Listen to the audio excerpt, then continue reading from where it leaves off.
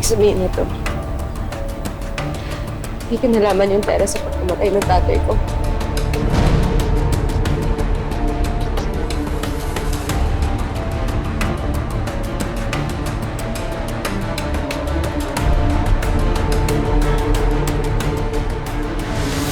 Ano tong sinasabi mo na may natitira pang halamang mutya? Nasaan yun? Nasa amin. Pero bago ang lahat, kailangan magkasundo muna tayo at magkabayaran. Dahil ba hindi ko binigay ang mutya kaya pinasunog nila ang bahay? Kasalanan ko to, Tay.